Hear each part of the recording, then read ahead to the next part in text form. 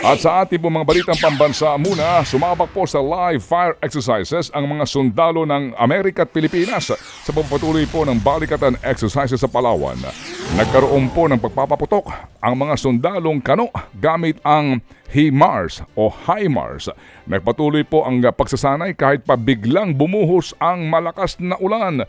At sa kauna-unahan pong pagkakataon ay pinaputok ang rocket launcher ng Amerika na sinundan ng 105 howitzers ng Philippine Marines. Nagsilbing floating targets po naman ang mga bangkang ipinosisyon sa magkakaibang lugar sa laot. Wala pang HIMARS ang Pilipinas pero isa nga ito sa mga armas na gusto pong maisama sa AFP Modernization Program.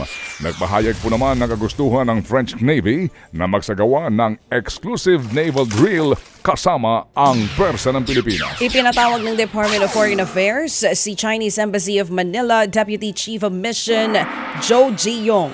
Kasunod yan ang muling pangaharas ng China Coast Guard at Chinese Maritime Militia vessel sa mga barko ng Pilipinas sa Bajo de Masinloc noong April 30.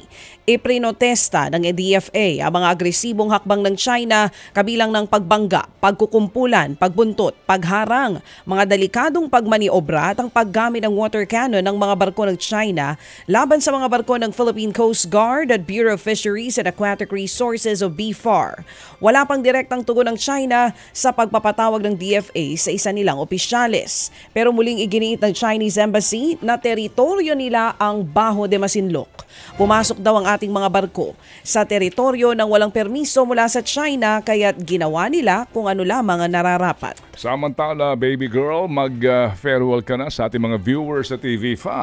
Paalam po mga kapatid. We'll see you when we see you.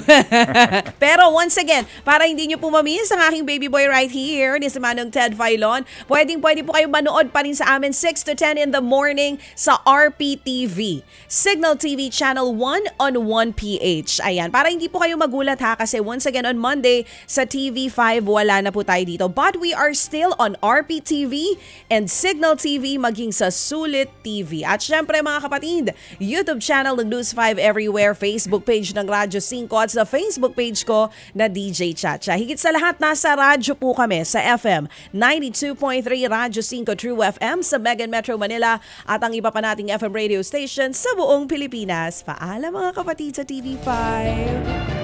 Paalam.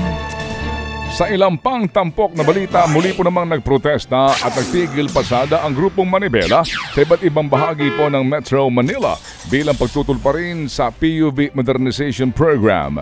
Gate ng grupo, mga commuters ang mahihirapan sa huli kung ipagpipilitan ng pamahalaan ang pagpapatupad nito.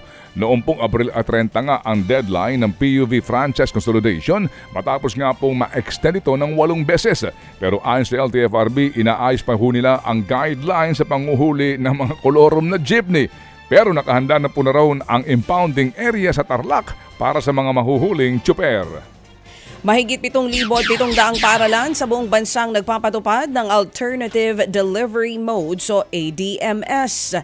Sakop nito ang asynchronous at synchronous online modes, modular activities at iba pang aktibidad online. Makailang ulit ng sinuspinde ng DepEd ang klase dahil pa rin sa matinding init ng panahon. Pinakamaraming paaralan na nagpatupad ng ADM sa Kanlurang, Visayas. At yun nga po, pumalo na naman sa 42 hanggang 48 degrees Celsius ang heat index o damang init sa ilang lugar sa bansa kahapon. At ayon sa Pag-asa, muli pong sinilalim sa danger category ang Dagupan City at Apari, Cagayan kung saan umabot po ng 48 degrees Celsius ang damang init kahapon.